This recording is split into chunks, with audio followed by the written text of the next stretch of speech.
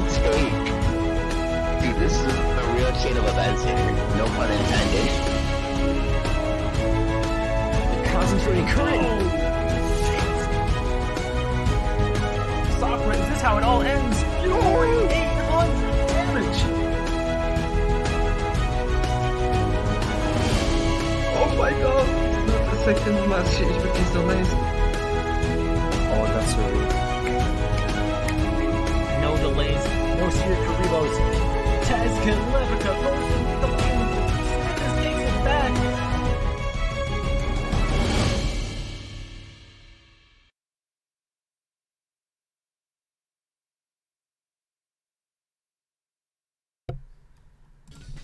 And hello everyone, welcome to this week 4 of Wars. SEM, Supreme European Monarchs versus the Unforgiven. And we're gonna go right away into the match because they already started, but of course I am here, Aankara, but I'm not alone. As you can see on the overlay, I am joined by the one and only Zarex. How you doing, man? Oop. And of course my mic bugged right the moment I start talking, meaning that Zarex didn't even hear me. So we're gonna do this again because I'm bugging, of course, but now it's good. Zarex, I think now you can hear me. I think now everything is fine. Yeah, I can hear you. Perfect. How you doing, man? Oh, good. I'm feeling good about this. Just another week, another exciting week of Duel Links Team Wars action. Welcome back, guys. Today we have the Unforgiven and Supreme European Monarchs facing off. Week 4, Duel Links Team Wars action. Let's go. Yep. Sugar versus Copa. So we're seeing here Dark Magician versus Heroes. So I guess they did a good call, good bet with the Heroes, of course, in this matchup. But let's see if it's gonna be enough. And we are seeing Zane, so Master of Fusion. Yeah, definitely the. Nothing, just one monster and attacking. So of course the problem is it's Celestial, so you don't want to let Celestial attack because otherwise, well, goodbye circle. But and on top of that there can be like mass changes, CCs and everything in Sugar's hand, of course. Yeah, Celestial is really good to bait out the early navigation. So you can clear the field with Anki. But how do you feel about Master of Fusion in Heroes? I like Master of Fusion in Heroes. Just the one thing is, it gives more like stability to the deck, I'd say. But I like to play Seal Tombs because for some specific matchups. So in a format where there is no side deck, it's a bit of a bet depending on what you think you're gonna face, but Seal Tombs gives a lot of help. Like for instance in the Christian matchup, if you don't have Seal Tombs, you're gonna have a really bad time with Heroes. So I guess it is the more stable and safe choice to play Master of Fusion, but it will, like in some matchups it will sort of be useless. So yeah, and as we predicted, here comes the mass change, clearing the Dark Magician board. And he opts to use the second mass change. Triple mass change incoming. Yeah, otherwise I don't think there's a reason to go for it. Yeah. Let's see the third mass change. Oh my god. Yeah. There we go. Triple max change action in the first game. That's Heroes. Welcome. Good stuff for the Unforgiven. Strong start for Sugar. Yeah, definitely. I mean, Taking out Kappa. Yeah, good peak, good first deck, good read on the opponent, of course. Because Heroes is the one deck you want to send versus DM. There is no question about that. It's way too strong. So really good read here, and it's logical they take the first game in this matchup. Yeah, not really an unexpected result. No. Heroes against Dark Magicians. Now back to the Master of Fusion. I also still prefer like Seal Tombs or maybe even switcheroo over Master of Fusion. Because a lot of times I see players using this skill, they don't even like activate it in the game.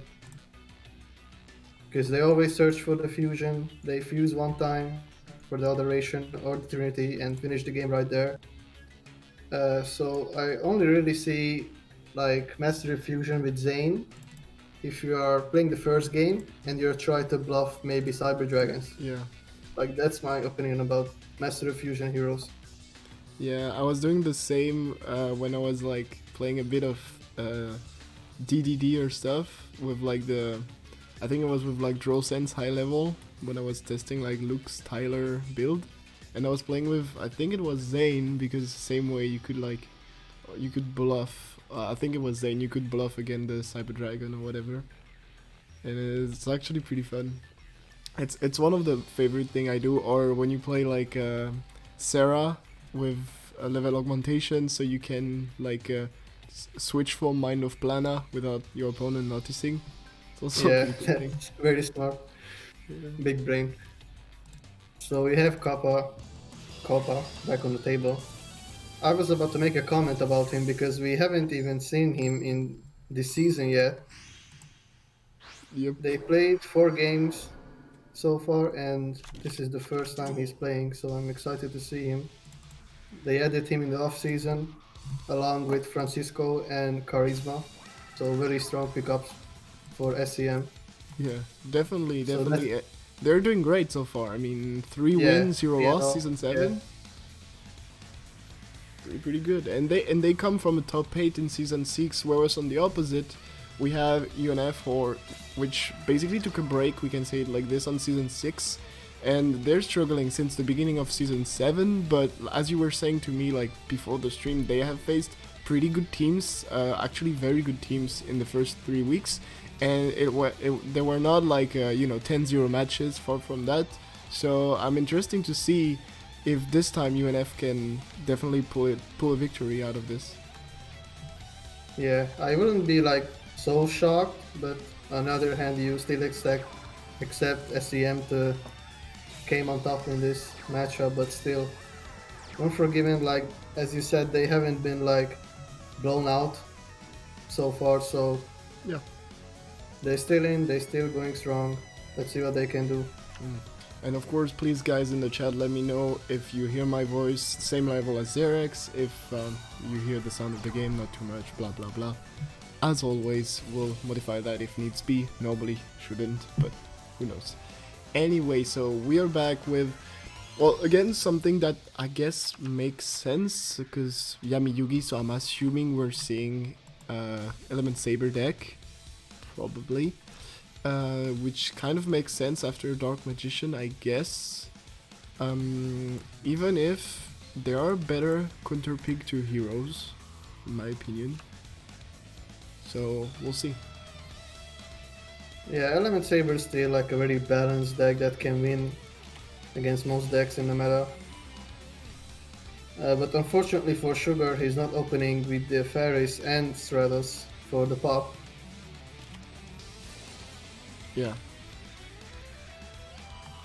Okay, so we are seeing a mass change to the Canadia. Canadia is another card that wasn't really popular recently, but we see some players playing it. It's actually pretty cool, and like it forces stuff a lot, so it's still a nice card, a nice tech. Like the blast. Yeah, definitely better than Floodgate against heroes. That's Yeah. for sure. Yeah, definitely. I mean, the cool thing about Floodgates in Element Sabers is that it's the only deck where drawing Floodgate late does not exist, because you just use Molehu, you flip the monster face down, your opponent flip it back face up, you Floodgate it. In any other deck, if you draw Floodgate after your opponent summon his monster on turn 1, you're just like, oh cool, I'm gonna prevent the summoning of his second monster, which, yay. Like, so it's not as good. In Element Saber it is, but still Canadia, as you said, is better than Floodgate for sure, because you can time it whenever you want and not just at the summon. Also, chain blocks and everything. Yeah, heroes can very easily dodge Floodgates. Yeah. Oh, well, dodge this. Okay, so another copy of Paleozoic Canadia coming out from the Element Saber player. I mean, now he could pay with Blast to send back the last one to hand, if needs be. depending of course what he wants to do, but the thing is here that there is now an invocation in hand, so that also has to be taken into account for sure. And apparently Also, nothing. yeah, and also another thing to note that since the ban list, there's no Purgatrio turn 2, turn 1. Yeah, If you don't have an established graveyard, unless you're running a random fire monster just for Yeah. that Purgatrio play. yeah, I've seen As some you've seen people. some players doing it. Yeah, I've seen some people playing well. Some people who have no heart play Love Golem. That works. No soul. Or you have some that are playing. I forgot the name, but the magician, the little magician that like special summon itself when you draw it, and you can destroy a card on your opponent field. Forgot the Oh, name. that Fortune Fairy and Yeah. or something Yeah, like Fortune Fairy. So there's these two options, but I'm not a fan of them. I think just play without the Purgatrio TK potential. Turn 2, turn 3 is fine. The only thing is it makes you super weak to Lancia, which is Yeah, not and the end of the world. But still. here's the another benefit of Pelezoic Canadia. It can be used for Cocytus. Yeah. Yeah. The best card in the game. Lol. Oh, and CC on the enemy controller. Okay, so one semi-limited card down. And blast. So it's either a Earth Involt or maybe a Concentrating Current. Yep, for the well, we're second gonna one. see that right away because Blast is gonna force it. And it's a Finnish chain. Okay, well, definitely not the best thing against heroes because, well, they can dodge that pretty easily as well. Basically like the floodgates and stuff. And here Yeah, the but- negate is not that important. Yeah. The attack Although we cancellation. can't really like dodge this. Yeah. Unless he's a hacker and has another copy of Blast or something. Yeah. Okay, so he discards a Plasma. Interesting. Good thing to know. Yep. Yeah, Plasma is not really. I mean, it can be a win con just because of the of Cocytus. Like it's pretty cool against it. But other than that, it's not the best card. So I'm guessing, like here, we're probably gonna see 3-monster Trinity thing because, well, he has to sort of. But we'll see.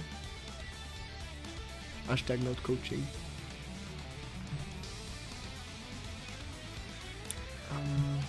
Also, he still has 2 cards in his hand. Yep. So maybe a couple of mass changes, who knows?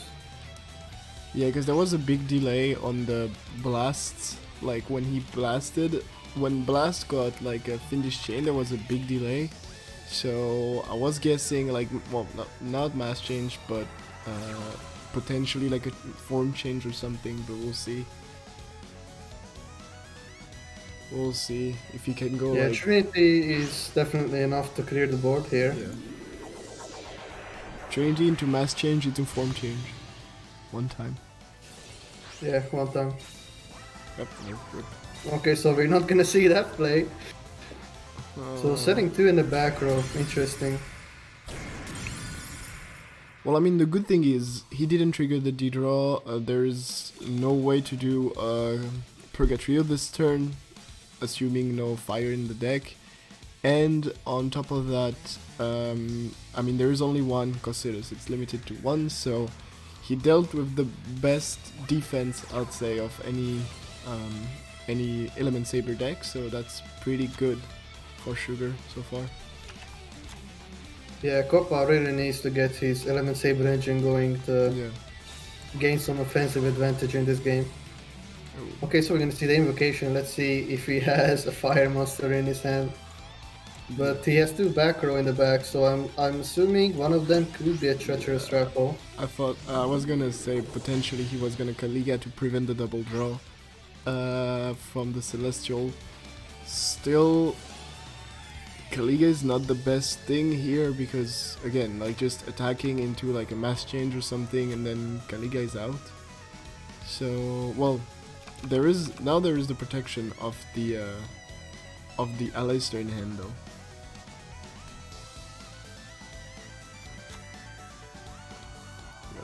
Because I've seen way less people playing Kaliga, or at least I was never seeing it being summoned, and now it appears again. Yeah, Kaliga, you know, it's always going to be a strong option if you're gonna have a format with like a lot of like monster effect based decks. Mm. So it's still pretty good against Krishan's heroes. They do have multiple monster effects sometimes when they are trying to establish a board. Yeah. So But turn 1, Kaliga is still pretty good against heroes. So now it's basically forcing. Okay, never mind. It's forcing nothing. I was gonna say it's forcing the Alistair. Well, I might be wrong, but I would have probably waited. Yeah, he could have forced the Alistair. And Yeah, I was gonna say. Well, changes then use nothing, that change, yeah. but yeah, like playing like. Assuming there was a way for Koba to survive, or like a Kuribo or anything, waiting for the damage step, force the Alistair, and then go into the exact same play before attacking would have been smoother and like most cost effective, I'd say, but doesn't Yeah. change anything. Yeah, if he had a way to survive, then he would have been still in a very strong position on the following Yeah. turn because Alistair would be in the graveyard. Yeah, and I mean, there would have been a D-draw, so...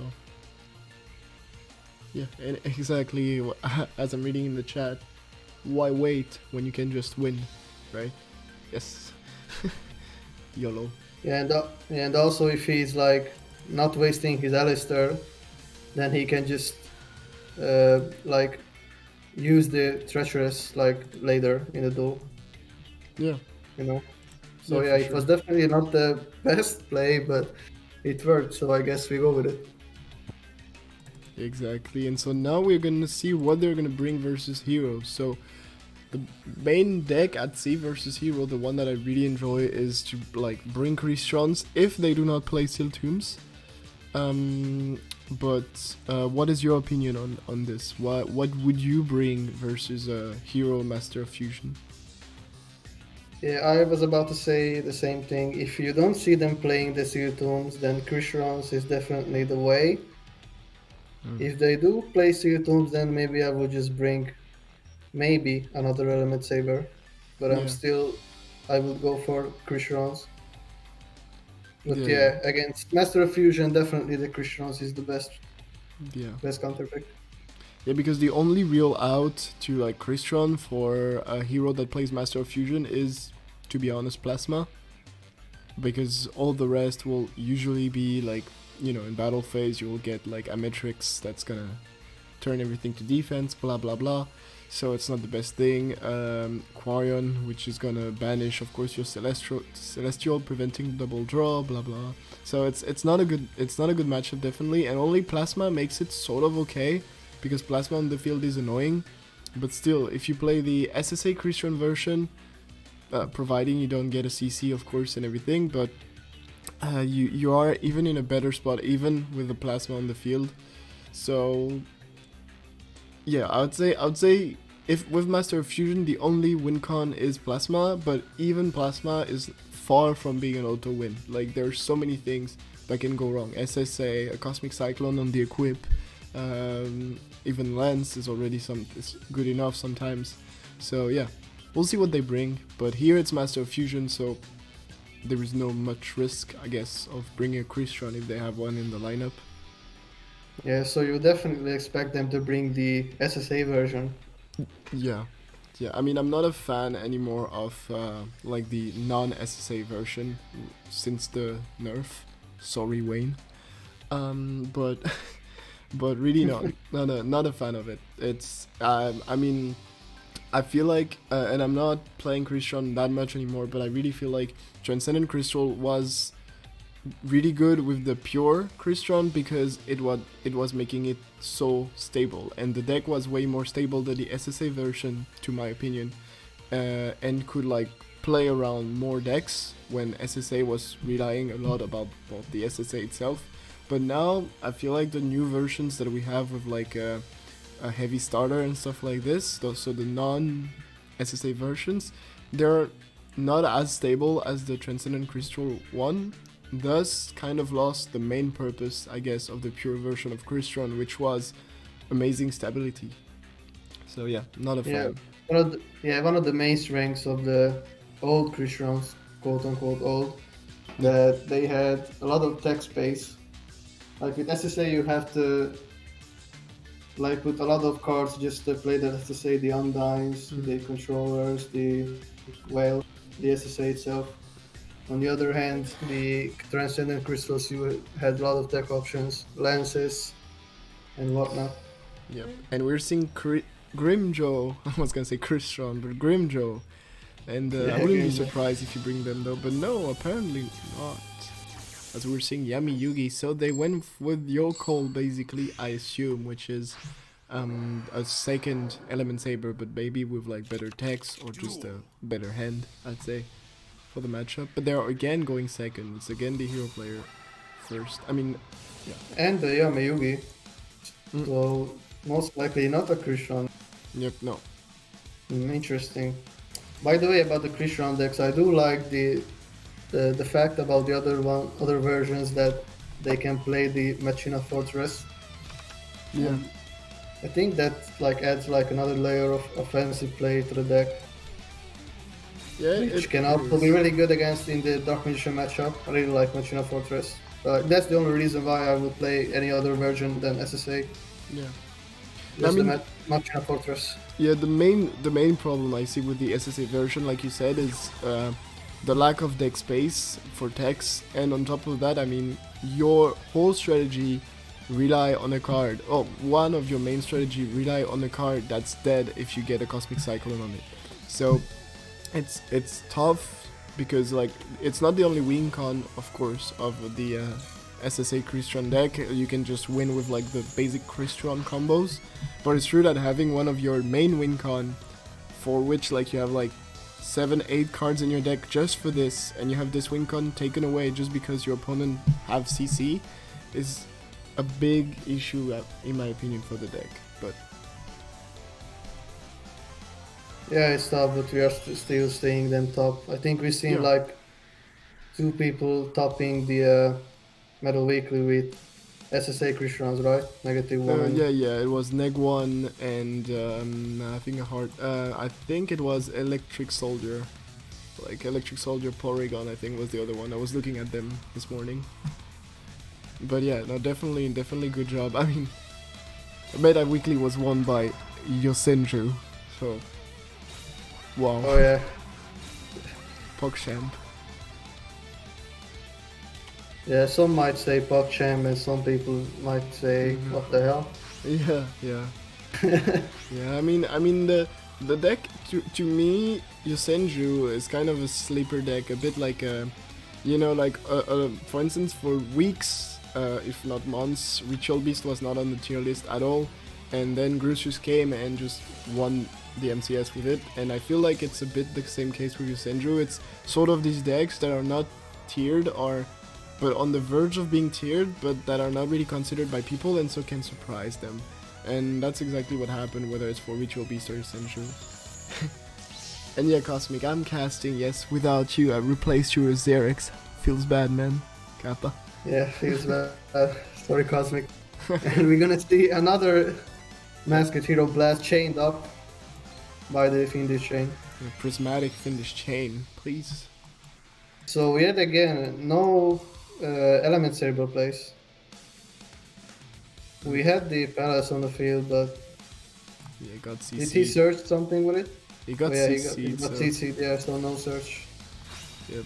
And yeah, Grimjo showing the wallet with this Prismatic Fiendish Chain, but that might not be enough here. Because the credit card might be the best card in the game, but here it's not gonna be enough, it seems like, with the full combo of Sugar going off. I mean, is there gonna be OTK? Because it's always the thing versus Element Sabers, you never want to proc de-draw. So you always want to like either not attack or attack for less Go than for game. 1,000 or go for game. That's why Yeah, I but like. I'm pretty sure he has game here. Yeah, I'm seeing this. All it takes is just a mass change. Oh god. God, Hazy. Hazy in the chat. Oh yeah. Just... Oh, please. God damn it. Oh, and here BRB now. gonna time out Hazy. Careful. Oh god. What? God, even the ref of our match is going at it. What the hell, Alex? Oh, okay, so no match change play here. Nope. Okay, so he has a safe attack with the Ferris because it's not 2000. 2k or more, so no D-draw. And you see here, as you said earlier, like the problem with Element Sabers now is that this kind of board that Sugar has right now, pre-ban list, this is like Purgatrio fest. Like it's horrible. Like this kind of field you couldn't have this versus Element Saber before, because you were like, okay, I'm basically getting OTK like 4 times right now, and and now it's not the case anymore, because again, no more Purgatrio from the end. So well, we're seeing the players from SEM getting pretty unlucky though, because I haven't seen them playing any Element Saber actually. Like it's they're not drawing into them, they're not able to search because of the CC. So of course, when you don't see the Element Sabers, when you are not able to start the engine, send them to the grave, it's hard to then do combos and everything, especially versus an aggressive deck like Heroes. Yeah, and even if he does have something Fire Monster, he has the set card and the Malicious, which is most likely a setup for a Treacherous play. And holy And hell, he just- Sugar! 3-0 right now. Yeah, I don't think there was like anything for the Element Saber player No, I to do mean, there. again, not seeing the Sabers themselves is horrible. Yeah. We might see a repeat here, like, not sure of course, but if they decided to bring that deck to stop Heroes and got unlucky on the draws, they might want to repeat it. We'll see what they Yeah, do. definitely.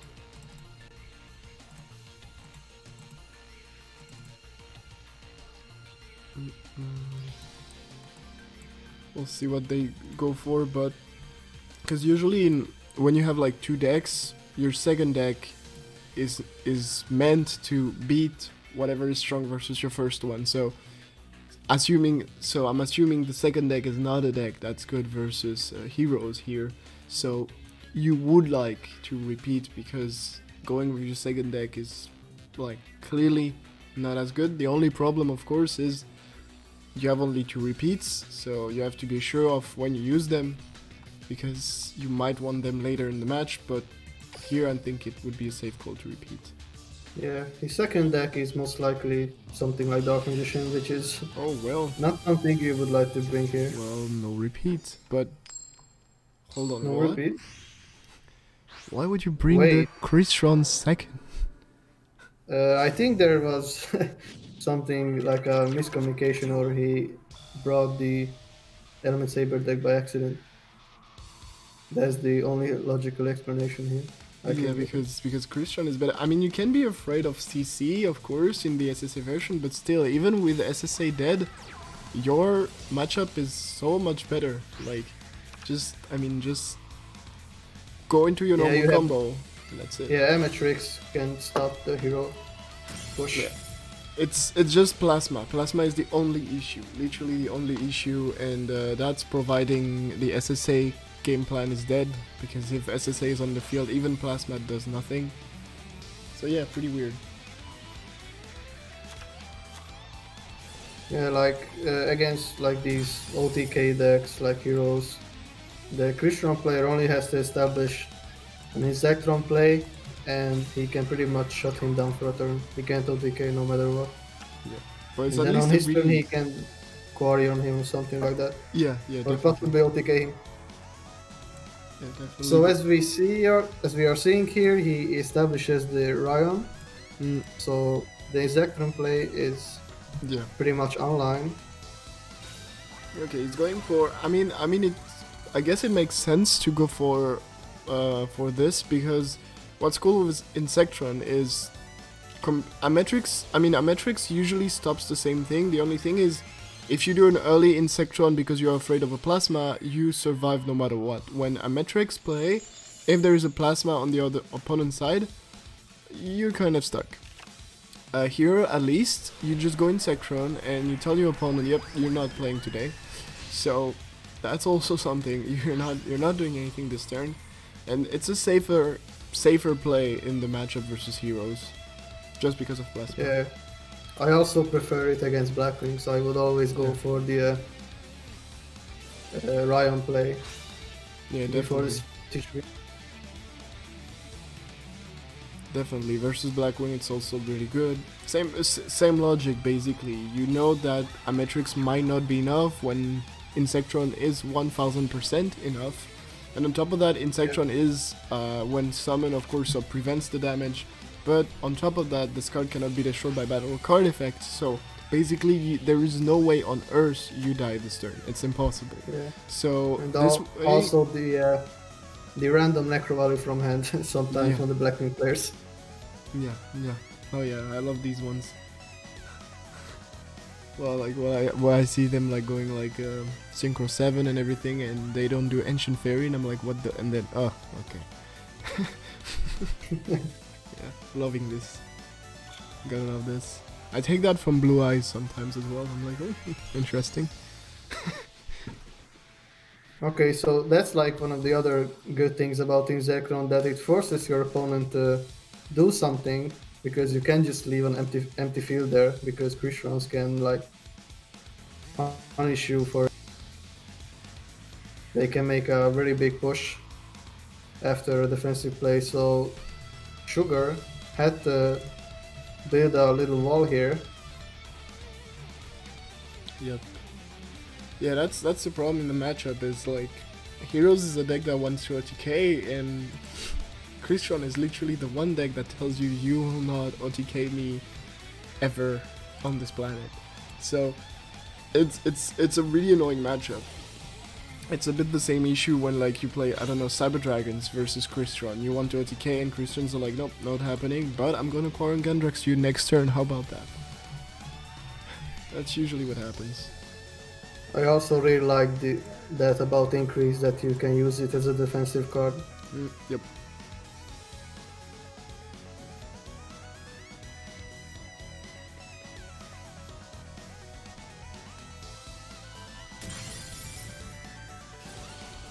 Wait, did Hazy muted the chat? What the? I didn't even realize. Because I was Apparently like it not was in many top people mode. talking. I was like not many people talking, but that's fair, you know, concentrated on the matchup. And then Hazy, god damn it. This is mod abuse. Yeah, we have to talk about that later, Hazy. Yeah, Be prepared, my guy. Pepega. It was sub Okay. mod. It was sub mod only. Okay. It's a good like- thing that Cosmic plays the stop, so we can talk. No, I like the fact that Hazy launched the Nightbot saying, hey, you wanna subscribe, and then just like stealthily put the sub mod only, like, hey, you wanna subscribe? Because otherwise you can't talk. How about that? Very sneaky.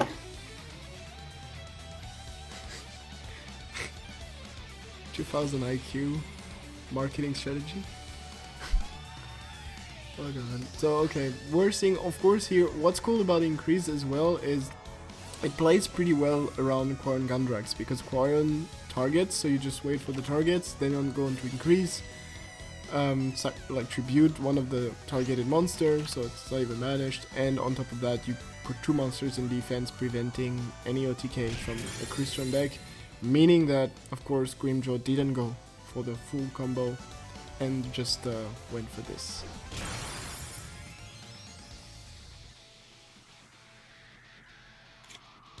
Yeah, we do have to keep in mind that he still has 2 back row, and one of them most likely is an SSA, which is already active because of the Amatrix on the field. Yep.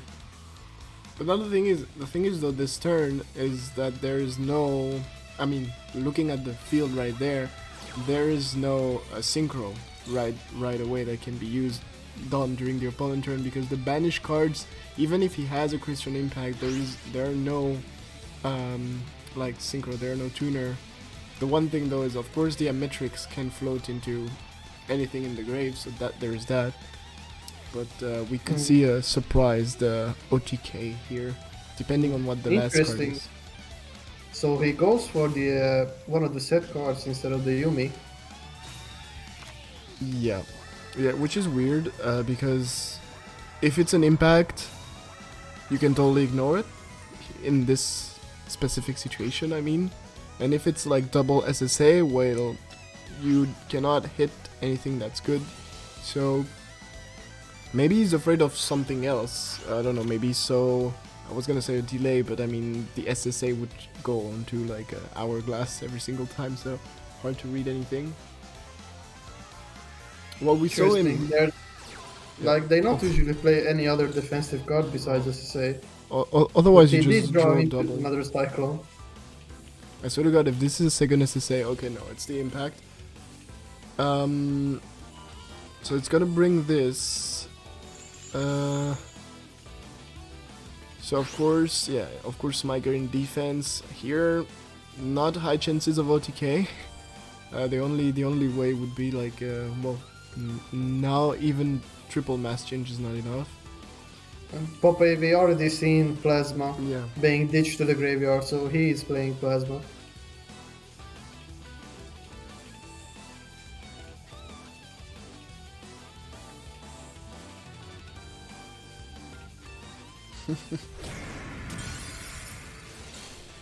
And Hazy having fun with the options. But yeah, no, here, so we're seeing, so this is a pretty nice play, because you force the Ametrix to summon something which will not be the level 2 tuner or level 3 tuner, because no space on the field.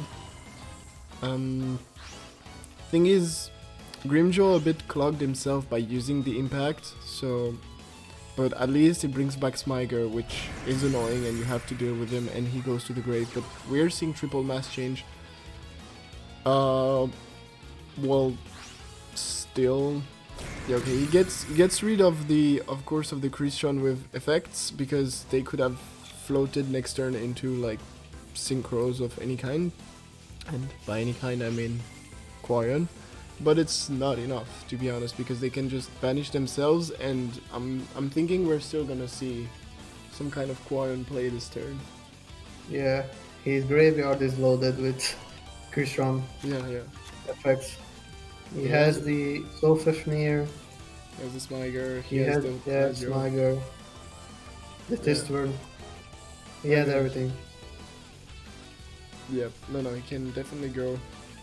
Now the only thing he could do is just like ditch like Rosenix from hand for flexing, but that's the only thing he's left. But Smiger, normal summon, so it depends mostly on the trap of Sugar here, to be honest. Yeah, the good thing is that for Sugar, that the Christian player does not have the impact in the grave. Yeah. So what Treacherous could Ooh. potentially push. Okay, so Really no slow Christian play here. Interesting. I would like do something more aggressive here. So there are two options: either really bad hand with like a no Christian, so no way of doing Sulf, and that would make sense, or just a lack of time, like getting to the time limit, and so having to do this kind of play. The problem is, of course, Sugar is just gonna attack directly. There's no way he does something else. And now C3 is gonna use its effect. Synchro 5 into a Matrix, okay. I don't know if I wouldn't have gone like 7 Synchro into Destroyer, but... Oh, well, no. We're not sure about an OTK with that. A Matrix at least puts the Anki in defense, so there is that. And can float, so yeah, pretty nice. Let's go. Ooh, the The Undying. good thing for the Christian player is that there's no more mass changes. Yep, all gone. So we're now seeing, well, a potential Citadel Whale in the grave, but that's apparently not gonna be used because there is a potential TK just like this. And Increase gonna go back and drowning one time. Nope, okay. Would have been fun. But okay, well, Grimjo finally putting an end to Sugar's win streak. And Sugar will Oh, have to go to second. I just remembered that the face down card was most likely the polymerization, Oh yeah, which he got in his hand when he used the skill, I believe. true, true. Yeah, I think he used the skill and then set the card, so yeah, that was the useless polymerization, I think. Yeah, most likely, indeed. So Grimjo taking this game and finally starting the score for his team for SEM. So 1-3 so far. Sugar is on his second deck. But I would assume Sugar's second deck is something that's good versus Crystron because this, I mean, Crystron is the expected deck versus versus Heroes, especially again if no Seal Tombs. So I wouldn't be surprised if there is something good against that. I think we're gonna see Dark Magician here. Yeah, probably. Unitomb's Dark Magician. Okay, so we see the Shizu. And he's first. Can't wait to see the full combo.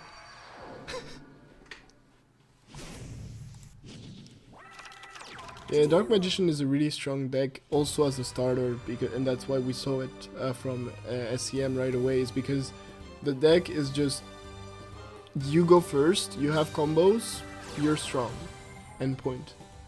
There is no debating it, your matchup against a lot of decks is really good if you go first, so when you see that... You had to stack them real quick or Yeah, of course. they just out-resource you. Yeah, usually it's just like you do the combo, then you have like you banish the monster, you have one negate him in the graveyard, and you just OTK next turn. That's usually what happens. But here we Okay, are so seeing no rod. Okay. He also added the expanded, so which is a good information to know that he's playing it. Yep, definitely. I seen some players cutting it, so. But we can still expect a navigation play. Yeah, most likely. He's of course gonna wait for the end. We're gonna wait for the tuner. I mean, the only issue, of course, that you have to keep in mind playing versus SSA Crystron is do not let the whale hit the field, because otherwise Circle is basically dead. So of course you want to prevent that, but here it's a scrap recycler that was used. Scrap recycler cannot be used for the whale itself because well, it's earth, not Yeah, water. it's Earth. Yeah. But let's see what he can do. Can he play around a most likely a navigation play? Of course, navigation also will bring most likely the Kaiku, which again, not the best thing. Okay, so destroying the SSA, the field spell, the Umi. So are we gonna see a CC? I mean, we saw the expanded being Surge. Not sure the expanded was set as well, but at least it was Surge. One of the two cards has to be a navigation. So the question is more, what is the second one? Interesting. Wouldn't you just like banish the Parazoto on summon before you can use the effect? I mean, probably, because if you do that, except You if only effective to have sense a just delay. either recycle. The only case if you sense like a delay and you're assuming it's lens, but even if it's lens, I mean you can't really play around the lens. So I would still go. I would still have gone for display and for do not basically as soon as the on the turn 1 usually, except like a play with Prazioro from hand or something with like a Sulfifni or something. But usually if you just saw like the normal summon being used by the Christian player, you know that you use like your navigation anytime. And just on one monster, stop the whole thing and that's it. What? Okay. Wait, he didn't banish the Umi when he targeted it. Oh, okay. Okay, so well, maybe there's actually no navigation. Or maybe there are two. Or maybe there's navigation on top of this. Yeah, but still, you would like banish the Umi when he targets it with the Christian effect, right? Yeah, because you can still do the whole illusion, magician of dark illusion thing. So, yeah, yeah. At least if no navigation, that we don't know, but at least the CC on the Ubi, at least that. Okay. Sugar is really going for the back row for the Christian player in both games. Yep. Okay, so we are seeing a CC now on the circle, which makes sense. So now that we saw this delay, but still, this doesn't explain the no CC on the Umi. There might not be navigation. That's a fact. The other one might be an expended. Well, now there's gonna be a navigation, 1000% with the rod, but is it gonna be enough? We'll see.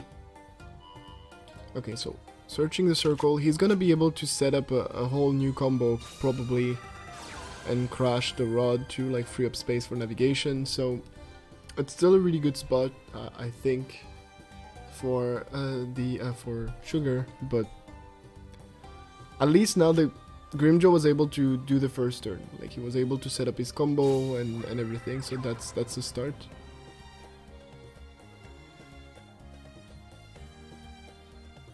Okay, attacking of course in the Braziodol. Don't want to let the effect go off next turn. Are you crashing the rod? Oh, what? Okay, no rod. No rod crash, so... Well, I guess that's saying no navigation, probably, but we'll see. Yeah, that tells me he doesn't have the navigation. Well, but here we're probably gonna see Quarian though. Most likely, or does he have the resources for Quarian though? Yeah. You can do it in many ways. Yep.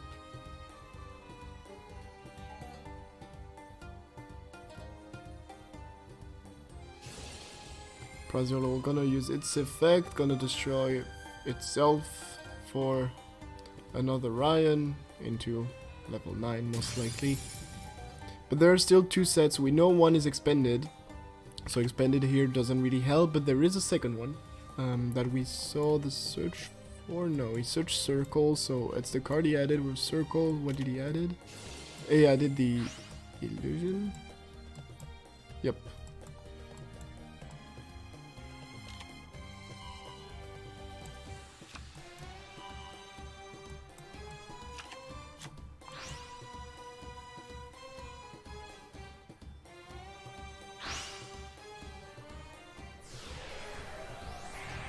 Okay, this is actually a pretty nice play.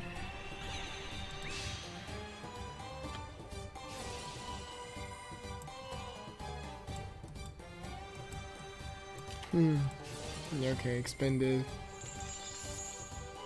But still. Would have been cool if the last card was navigation. That would have been nicely played, but sadly it's expended. So Grimjaw taking the game, and now it's 2-3. Yeah, you can't really do much if you fail to open the basic combo. Yeah, that's It did have some plays with the illusion, but I don't know, maybe the game would have ended in a different way if he cycloned the Yumi. Maybe, I don't know. Yeah, I think it would have, because the field otherwise would have been like a level 3 Scrap Recycler and a level 2 Praziol also. No Synchro, no Matrix on the field, no Quarian, most likely next turn. So yeah, it was a bit waiting for too long, I guess. And on, yeah, I wouldn't have waited that long, for sure. So we'll see what they Yeah, bring now. you have to stop them building up the resources. Yeah. Yeah, because it's not as if like a Christian had a lot of like I mean they have really amazing combos, and on the long run they are gonna out resource boil basically any deck in the meta, but especially on their first few turns, if you like have anything to break a combo, block a combo at any moment in their first 1-2 turn, they have no recovery, they have no extender, they usually can't do anything, they're just gonna go Sulfafnir, do their combo. If you break the loop at one point, they cannot start a second one, there's nothing like that. So definitely would have been great to prevent the whole thing at some point. No navigation as we saw, but at least a Cosmic Cyclone, because Cosmic Cyclone on the Umi would have prevented the whole thing, of course. And then you could have, like, for instance, banish the Scrap Recycler or the other one, and just be in a really, really better spot. Not saying optimal, but at least a better spot. Yeah. We'll see what they In the bring end, out. he still didn't have the navigation, so Mm. his offensive plays were limited, but yeah, still. I would have banished that Yumi. Yep. But still strong showing from Sugar, winning 3 games. No, yeah, definitely really, really good job with his heroes. That went really, really well. I mean, again, really, really nice quote from the Unforgiven, banking on the DM as first deck, and definitely worked. So now we're gonna see what they bring, because again, the deck made sense here versus Christian's. We need to see if they can bring another one. The same thing, because Christian is a deck that can streak. We all know that. Like it's one of these decks, especially in Timor's format with no side deck, that can really, really go on win streak, a bit like Ritual Beasts. So you really need to have decks that are made to counter that and stop any potential win streak. So we'll see. DM was one for sure, but they could have more DM or just something with like a hero seal tomb, for instance, stuff like this. Yeah, it was definitely the right deck to play, or maybe bring again, because he had Cyclones, he had the Seal Tombs. He also went first, he just failed to open the combo, so Yeah. it makes sense to bring pretty much the same deck again as a counter pick. Yeah, for sure. And on top of that, I mean, both teams so far are like all the decks they're bringing make complete sense in the lineup. The one thing that was a bit weird was Grimjaw bringing first the Element Saber, then the Christrons, when I do believe, and I do believe we agree on that Christrons would have been a way better call right away. At least. Yeah, I'm pretty sure that was not intended. Yeah, potentially. Potentially. We'll see. Or But yeah. at least I would like to think that. Yeah. Or maybe like Grimjaw had some crazy techs, like I don't know, 3-chain disappearance and didn't draw them. I don't know. Yeah, or just the classic appointment of the Red Lotus Yeah. opening. Get rid of that mass change. Yeah. Oh, this one is horrible. Like I remember when like some tournaments banned the card because it was bugged, and we were talking about it in Chilling with Chila, and like some of my team members were like, yes, it's so sad that this card is bugged because we can't use it. Hopefully it's gonna get fixed soon and it will be playable again in tournaments. And I was like, no, please don't fix it. Just keep it bugged like forever and never use it. Like just don't don't do that. But on the other hand, it's another card that you want to see in your opening hand and when you going first. Otherwise, it's pretty much Yeah. you can only use it to trigger the Destiny draw. Yeah. Oh, definitely. I mean, it's one of these cards. I don't know. In my decks, usually I try to not play cards that are, like if I draw them too late, it's too late. Like I try to draw cards that usually I should be able to do something with them at any moment in the game. So I'm not a fan of floodgates. I'm not a fan of a pointer.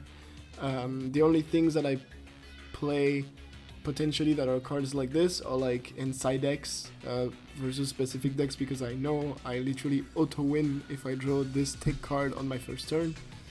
But other than that, in main deck you'll probably never see me play any card that can be draw too late, because I hate that. Yeah, the problem with some of these cards that in Duel Links you can choose to go first or second, Yeah, and exactly. some of these cards are only good if you go first or second. Mm.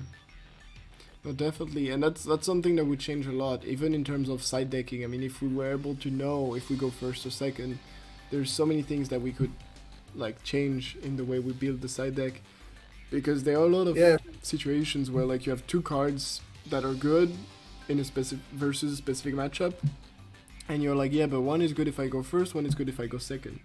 So what do you bring? Well, you pick one of the two, you put them in the deck, and you just pray it goes the way you want. But like the thing is that I don't think it would be like a very smart idea just to implement this change, so we will make even the side decks even better, because we already have some very strong side deck options, like some pretty powerful floodgates, like the imprisoning mirrors, the non-fusion area. Like some of these cards can already like shut down an entire deck, so I don't think it would be healthy to make these cards even better by giving the players the option to choose going first or second. Yeah, I mean, it would just, from experience from the Master Duel, it would just look like the Master Duel, when you're able to pick cards and to pick like if you're going first or second, and you have like cards that just destroy other opponent's strategy, but they're like usually like limited to one or at best to two, and so like it just, you say you go first, you have it in your starting hand. I don't know, the cards like Order or Macrocosmos, so this kind of cards in the TCG that are like completely stupid, you just flip them up in draw phase and your opponent's like, oh, what about game 3? Just, Yeah, pretty much. yeah, that's what happens, and so of course Duel Links would look like this even more, but I don't know, it's a question of what's best. Is it like the strategic options that gives the fact that you could like choose whether you go first or second, or with the drawbacks of having these kind of like super powerful cards that just like literally auto win some matchups? So it's a big question. I would like to have the potential of choosing, because I don't like to have the RNG on who goes first and second, but I'm also hating on Dark Magician, so that's another factor. Yeah, but the thing is that their format is like ladder based, so Yeah. they're not building the game on best of three, so they don't really care about stuff like this, going first or second, Yeah, for sure. unless if you are playing in the World Championship or something like that, where you play best of 5 to best Yeah. of 3s. No, yeah, I was more assuming like maybe as an option in like the duel rooms and stuff, but Yeah. But other than that, I mean, let's go back into the duel, and it's X-Ray who is now playing with well, with a Cosmic Cyclone. Yeah. So probably we're gonna see a Dark Magician again. Yep, makes sense. So Grimjo went for the Ametrix turn 1 right away to just, I guess, fuel his grave, but the problem is now Cosmic Cyclone into most likely Seal Tombs, so I mean that's a big issue of course for Christian. Seal Tombs, even before the use of No Mortal Can Resist, was super annoying. Well, and on top of that, Kaiku, so how about this? Sure. So this is definitely a pretty good turn for X-Ray. Sad, I'd say that he went second, but still a really good turn 1. Yeah, his impact was also dead. Yep. He had nothing in the banish pile. Yeah, definitely impact dead, and I mean we saw that X-Ray search for like the illusion magic, so there is at least that on the field. Usually you don't want to use illusion magic on Kaiku because you want to keep Kaiku on the field, but here Seal Tombs is on, so at least for this turn it's not that big of an issue. The question is more like, what's the second one? We all know what we want it to be, at least for X-Ray's sake, and yes. Oh yeah, that's pretty much GG. Yeah. He's just gonna banish the Ametrix, and then on the following turn just gonna go for game. Yeah, definitely. Okay, so we are not seeing anything chained by the Christian player. Yeah. I think we can say he got outplayed. Yep. Wait, why even use that? Flexing? Isn't that already game? Why would you Uh, reveal that you have Eye of the Demise in your deck? Yeah. Yeah, I'm calling this flexing. Yup. Very weird flex. You should not do something like that in Team Wars when information is key. Yeah, definitely, because that says something that could totally change what decks they bring against it, because the fact of having this card changes some matchup, definitely. It changes even completely some matchups, so maybe they're not gonna pick what they would have actually gone for versus the M here, because Grimjaw is out, it's 2-4 now, and they get to pick, SEM gets to pick.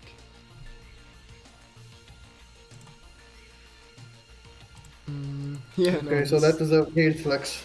Yeah, goddamn flexing. Yeah, Xenius in the chat he's showing dominance. Yes, can't wait for him to get OTK because he showed that info. But we'll see. No, it's always hard to do that because, like, I mean, sometimes you just don't think about it. You're just like, okay, so I have OTK. You just play your turn fast. Basically, you do your combo that you can do and you win when like it's not needed. And so usually you end up in these kind of situations, but like you just show infos or whatever. And it's the same thing, and it's the same thing sometimes when you're in the other situation, when you know you can survive a turn by using a card a surprise card that you play, but you know that even surviving this turn there is no way you come back on the next turn. Usually you don't survive, you just let your opponent finish the duel. You do not show that you have the specific tech cards because it can be potentially useful. I mean, I'm talking about tournaments format where you play the same deck, or if you're in a case where you can repeat in Team Wars. But it's true here, it's intimidation, for sure. He was just trying to entertain us, so I guess Yeah, thank you. I take it. Yeah. Thanks for the entertainment, I guess. Yeah, definitely. So we're seeing Raymond, ooh, so... Bringing out the big guns. Yeah, the We're very, championship very big player guns. Raymond. Yeah, the very, very big guns right away now. Let's see if it changes anything, the fact that we saw this card. Okay. Interesting, no heroes going for Blackwings. So what are you saying? You are saying that heroes are better than Blackwings? If you want to counter DM? Well, I'm actually, in my opinion, I prefer heroes just because of how they completely ignore the circle. Because they can just dodge it with like increase, with mass change, form change, whatever card. So I prefer heroes, so could be that I don't run another hero, could be, or Blackwing still has a pretty cool matchup, I'd say. So I mean, it's not a Blackwing is still favored for sure, in my opinion. Yeah. Before Heroes and Thunder Dragons, we used the Blackwings to counter the Dark Magician. Yeah. No, it's definitely a good pick. And now TD is dead. Heroes pretty much replaced them. Yep. I mean, it's a wallet deck, so I don't really like blame someone if they don't have it. Or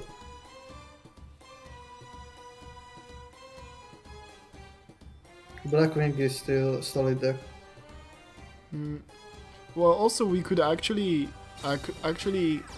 question: isn't Blackwing better than Heroes, knowing that your opponent plays Dark Cavalry? Because I would say it is. Oh yeah. Blackwing is better knowing that your opponent plays Dark Cavalry, because if you go into, like, I don't know, like there are some plays that you can't really do with Dark Cavalry on the field, for instance. And even on the coming back factor potential of Dark Cavalry is strong versus heroes, I wouldn't say it is as strong versus Black Wings. So yeah, no, actually, even that would make sense in my opinion. Yeah, the Blackbird close pretty much shuts off the cavalry. If they Because have it. yeah, because Blackbird Claws turns it off, but even like if I remember correctly, Dark Cavalry says like if a card's that targets a card on the field, right? So it would work on Mass Change as well. Like if your opponent Yeah. uses Mass Change on Yeah, his it own does monster, work. you can negate it. Yeah, it's like when they use Alistair to boost. Yeah, They try to attack into cavalry by boosting with Alistair, and then they can just negate it. yeah. And it's suicide.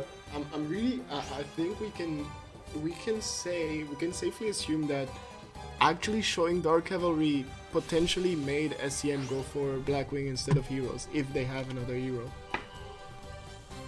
Yeah, I think you're onto something. Yeah. So do not show cavalry. Lesson learned, I guess. But I mean, the duel is far from over though, because like, well, wasn't a good, definitely not a good turn for Raymond, but he was still able to go full combo. Yep, not the best thing. The bad thing is that his field is pretty much cleared. Mm. You can't do anything in Black Wings with just one Yeah. card.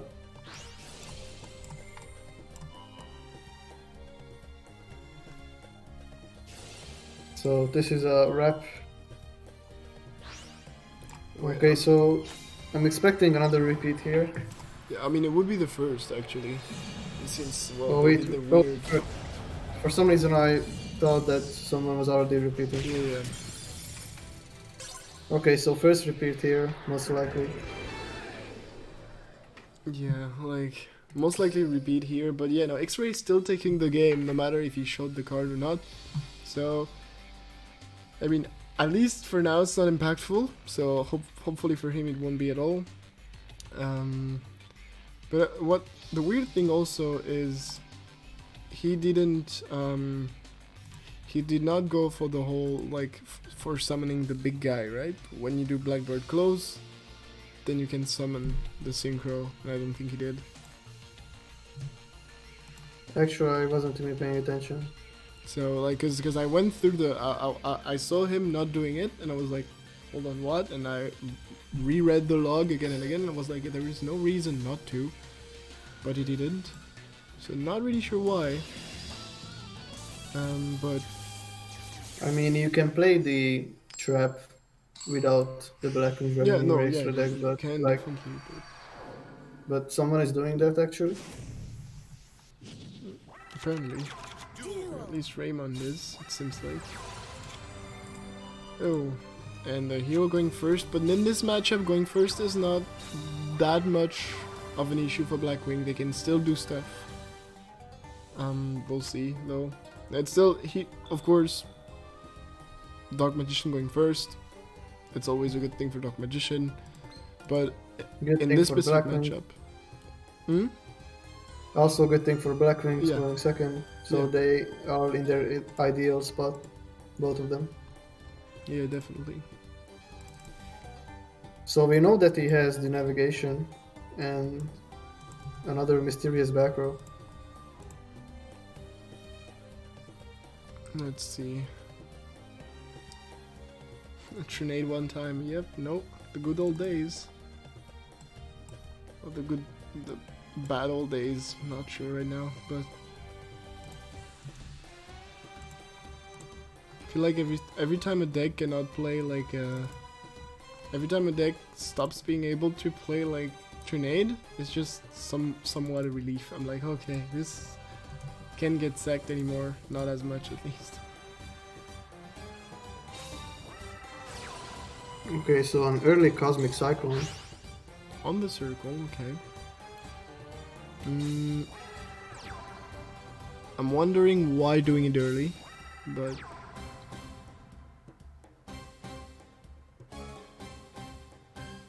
well, okay, that.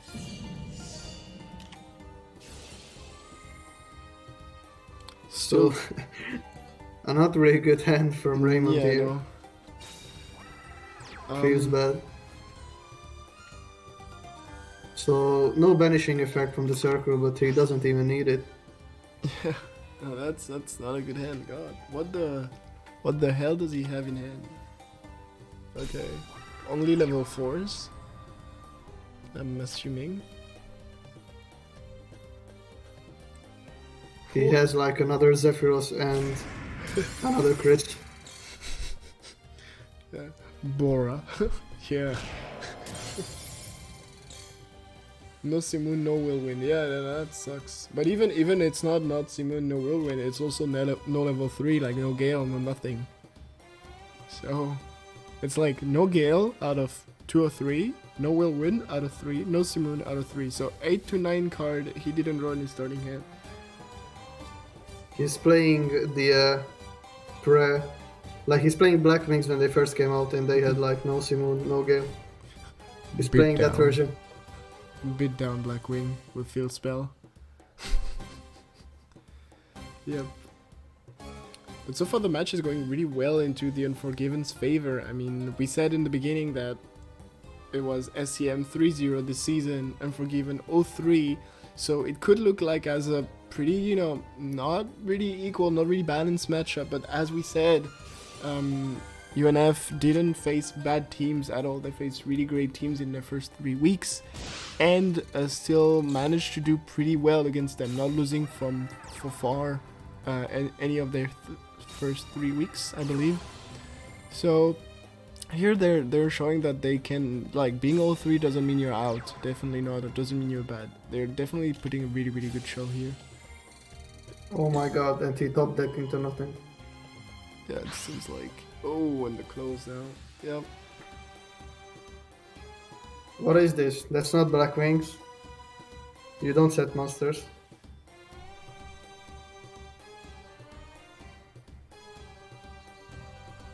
So let's guess the set monster. What do you think it is? I think it's another Zephyros. Yeah, but now, I mean... The problem is, like, Blackwing cannot just, like, you're not gonna make a godly comeback with like 2 cards in hand. Like, Blackwings doesn't do that. Blackwing is a pretty, I mean, except if you start with like a double whirlwind and Simoon, usually you won't make a crazy comeback or anything. Treacherous now. Oh, and the TTH. Oof. Yeah. So yep. Tough. Would you have considered not using the TTH? Being I honest, think I would, to be honest. I guess not showing the TTH, right? Potentially, but being honest, I wouldn't have shown the Dark Cavalry, but here the TTH I would have totally used it. I would have just been like, hey, look, duh. Knowing myself, I would have, but probably wasn't needed because again, he potentially didn't have OTK this turn, right? But I don't see Raymond coming back with just that. I mean, he had like 1 card in hand, like 2 cards next turn, a Zephyros in the grave that was already used, so he wasn't coming back. I mean, yeah, it's like, I understand you want to close the game right away. Yeah. But it wasn't needed. Yeah, I'm just asking, you know, just a trivia. Yeah, I mean, I guess you didn't need to do it. Again, it's unneeded. It was like the cavalry, not as much. Cavalry was totally unneeded because it was lethal anyway. But it makes sense here, I guess. It would have made sense not to use it, but at least with TTH you're winning that specific turn, so Yeah. not taking any risk. And Yeah, I it's would have a used DTH. TTH as well. I'm just like asking, you know. Oh yeah. Okay, so the repeat didn't work, but we are seeing Mai again, so most likely another Blackwing. So I think it would be kind of strange to bring 2 Blackwings and heroes as well. Yeah. Isn't that like too much sack decks. Yeah, I think it would be too much. So I think at the end they maybe just don't have a hero, or which I mean it's totally possible. I don't again like I agree with you. I don't see like double Blackwing plus heroes. Sounds like a lot. Sounds like a lot. Like to I me. don't know, like because Blackwings and Heroes they are both considered sack decks, right? Would you bring like 3 sack decks in like Team Wars right now? I don't know. I wouldn't. I mean, I'm not a fan of sack decks anyway. But I don't think I would. I don't think I would. I think 2 is a good spot. Like in terms of sack decks, really aggressive ones. But it mostly depends on. I mean, the other thing is Blackwing and Heroes. Sure, they don't counter exactly the same decks, but they can beat a bit the same decks. I mean, like we're seeing here, they're both good versus Heroes. I mean, theoretically at least. So I wouldn't bring that many sack decks in this format, but apparently, definitely, like they're not they are not drawing the good cards with these Blackwings. It's pretty crazy. Maybe he just didn't want to commit to the field, knowing his opponent like potentially can't OTK him. It's a Dark Magician after all. Yeah, also. So navigation, he has it. He searched for it, but no banishing. So he can build the board here if he has the cards. Let's see. He's taking his time, so potentially he doesn't have like some Blackwings combos. Yeah. He's just considering which level 4 monster should he play. Oh god damn it. Oh my god, a set card. It's not good. Yeah, no, it is not. And navigation, Oh, of course. he passed. Oh no, you hate to see it happen. Yep. Yeah, you hate to see that. Especially here, there was no circle, so I mean, there was an option definitely for a comeback, but apparently not during the whirlwind, not during the simoon, nothing. So this Brick is Wings just a feels G. bad. Yeah, bad wings. I don't know. Like, at least here it's not working for SEM at all, but I would say they're gonna repeat again because they have to. They play 3 games without synchro summoning. Yeah, who needs synchro summon, right? Back to the good old days. Don't need that. I mean, remember the time of like a dinosaurs order to charge? These were the days. Let's just go back to that. Kappa.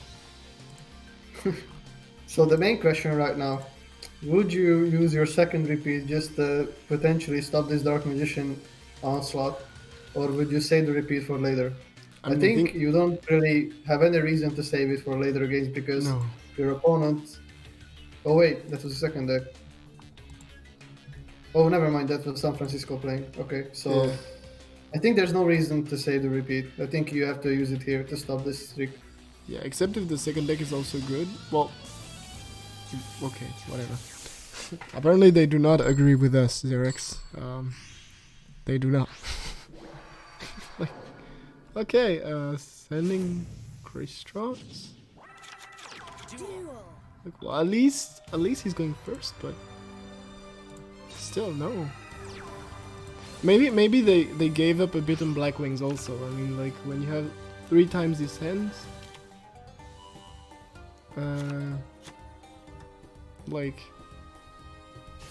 I don't know. Okay, so Francisco is 1-0 right now, correct? Yeah. I'm updating it. So yeah.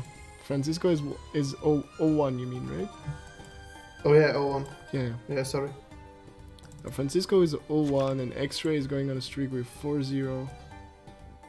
And yeah, like it's I don't really understand here again the saving of the repeat.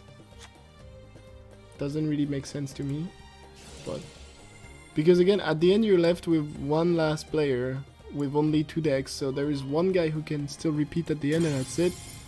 And the one last player is probably gonna have to streak to win because you're down 2-7, so Francisco is probably not gonna win the whole thing solo.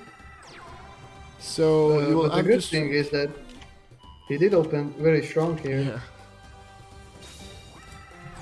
I mean, this Okay, so the matchup, gamble paid off pretty much. yeah, in this matchup it's awesome to have Whale turn 1 because you can just ignore the circle, literally.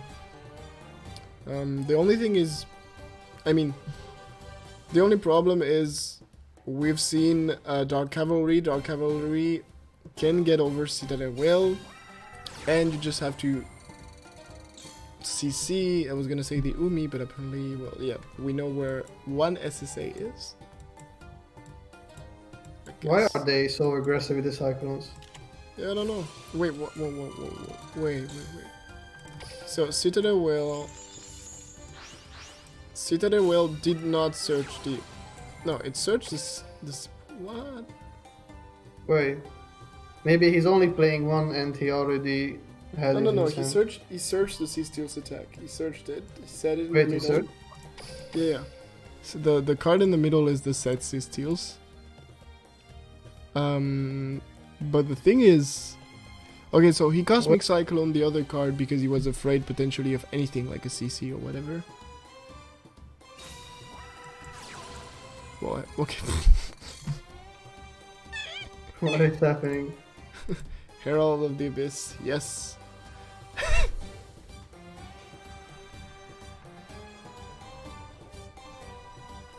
Yeah, that works. And now you're sad about not having used SSA earlier, because you could have dodged it.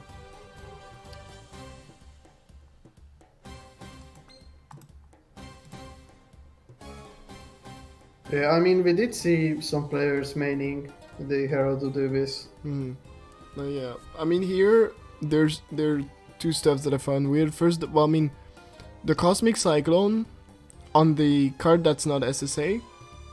So meaning a Cosmic Cyclone early because you could just wait for the SSA to be activated. Cosmic Cyclone the Umi and then SSA is dead. The Cosmic Cyclone on the second card tells me right away that he's not afraid of SSA, that X-Ray is not afraid of SSA at all, meaning he has a way to deal with Citadel Whale, or he has a second CC, but in both cases I would just chain, like toggle on, chain SSA, put the Umi on the field, and at least be ready of just doing something with SSA, because if he's not afraid with it, that means he has a way to play around it, which was the Herald of the Abyss. So yeah.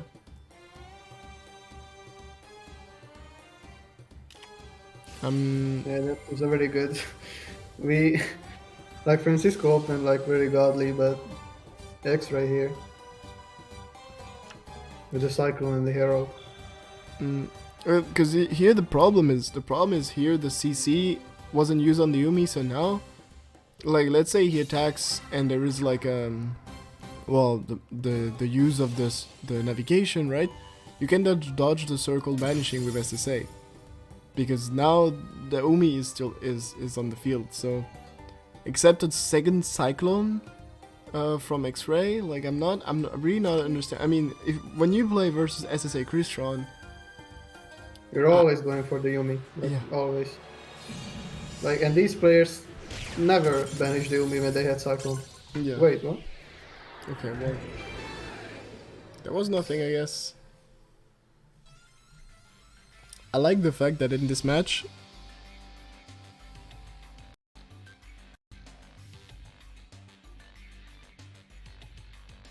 Interesting. I'm speechless, to be honest. I don't know what to say. Like, we expected the God Hand from X-Ray here, yeah, and he just, like, Cyclone Herald, set to pass, nothing, just kill me. yeah, I don't really get it. I mean, potentially he just had a bad hand, right? That happens, but of course, and I mean, it's not potentially he had, but Yeah, this just you have to CC the Umi. I mean, it's the one card that's annoying. It literally takes out one of the win con of Crystron SSA just by doing this. The thing is though, if he didn't CC the second card, the Cosmic Cyclone would have been chained to the circle, preventing the surge, so he would have been in an even worse situation, I guess. So I think anyway, X-Ray was not coming back from this one, but still weird about the not CCing field spell, because like even if he had full combo here, let's assume he had navigation and everything, his opponent Francisco could have just completely dodged the circle and then still be in a good spot, because well, he would have used navigation on the SSA next turn to turn that off, but still there was the Ametrix on the field, so floating, blah blah blah. So yeah, I'm just not a fan of not dealing with the SSA. Yeah, I don't know. Their coach is saying that just ignore the Yumi. Just go for the back row. Yeah. This was the third time they just went for the back row. Yeah. Yeah, he probably like a coach is like field spell for weeks. Just go. The only thing that matters is the life point. I don't know. But still, I mean, despite all this, there are still 3-7. X-Ray is only now on his second deck. I mean, that's pretty crazy. He's still, because the two players, I mean, Sugar and X-Ray both together have like 7 wins. So there's still Elite, Markham, and Zenzo just sitting on the bench, chilling. Like, Yeah, but to be fair, X-Ray had like 4 free wins. Yeah. Like the Black Wings were. Yeah, on top of that, I mean, you play DM and your opponent brick. What do you want? Like, it's just. You literally have the perfect scenario. So let's see. Francisco, but still, it's an SSA Crystron. We all know SSA Crystron. If it streaks hard. Like, it can completely go back. I mean, we've seen crazy streaks in matches, so this is completely possible. And there is still behind. There's still Tetsun, of course, with 2 decks. So we'll see how it goes. But now the good thing though for Unforgiven, of course, is that they have like so many decks to choose from. If of course X-Ray doesn't win with his second deck, because that's also possible. Like even like in all 3 weeks so far, we had multiple people streaking with Krishrons, winning 5 to 7 games. Yep. Hello, Wayne Knopf. Shout out to Wayne. Still don't know how he does that, but he does. So yeah. So now we have the second deck. Well, Black Wing, yeah. Oh, I like. Well, you were talking about Saki decks, when that's a Saki pair, like with DM and Blackwing. Which, I mean, I guess it makes sense to some way, because like DM is good versus Element Saber, so, and Blackwing's bad matchup is Element Saber, so you are assuming that you will, by having Blackwing as a second deck after DM, there are no chances that like you will face an Element Saber. On the opposite way, of course, Blackwing's losing to an Element Saber, and then you bring DM, so that's a pair that makes totally sense. On top of that, Ancient Fairy Dragon, aka Necro Valley, play turn 1, which is the most annoying thing that exists on the planet for Christrons. So yeah, definitely that's how you do turn 1 of Blackwing. This is Also returning the fields, but just to have the potential 200 boost later in the game. Yeah. Interesting, we have to keep that in mind. Yeah, definitely here. Definitely good turn from X-Ray. Putting a lot of pressure now. It's all about CC. I mean, like, if he has Cosmic Cyclone, Francisco can play his combos. If he doesn't, we're gonna see a set card pass play, most likely. Yeah, it's tough for Krishrons right now. Like, the thing that he lost Yumi to, which is also like a card that can be used for Christian effects. Yeah. So yeah, that's a very good start for the Blackwing player.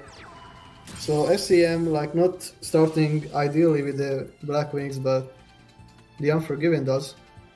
Yeah. Oh yeah, definitely. X-ray is showing what having a good hands means. The thing is, like here, it's again the same thing. Is you need the Cosmic Cyclone, so it's cool to fuel your graveyard. The one thing is if you could have a card banished, but you can't because of Necro Valley. So just want a CC. I mean, we saw Francisco with CCs, so just need to draw one to start his combo, because otherwise I don't see how he pulls through that. Problem is, On the other hand, he can Bryonic here. oh, true He that can true that they return do the that Necro now. Valley and potentially do some plays. Yeah, it's true. It is true that now they're in Bryonak. Yeah, makes sense. He can banish the Smiger and add the impact and have a live impact.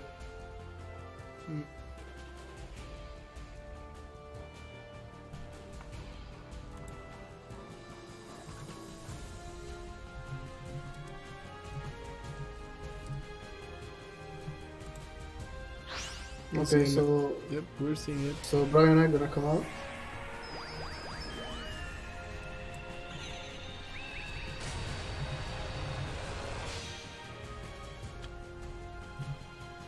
But he also has a set card, and maybe another reason he brought back the Zephyros, just to have a fodder for the BBC Blackbird Claws.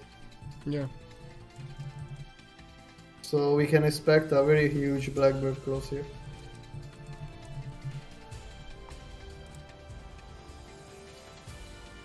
And I see a question in the chat. Why are people using peak performance over Harpy Hunting Ground? Yeah, because it boosts the Ancient Fairy Dragons.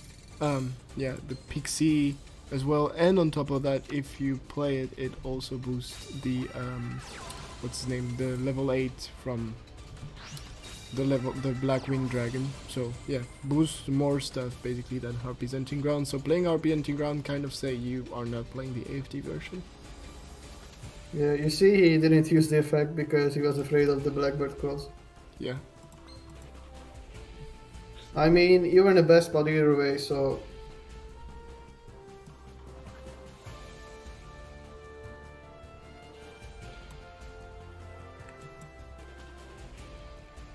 Yeah, I don't know. He was just banking on him not having Blackwing plays Yeah, I for this guess. turn.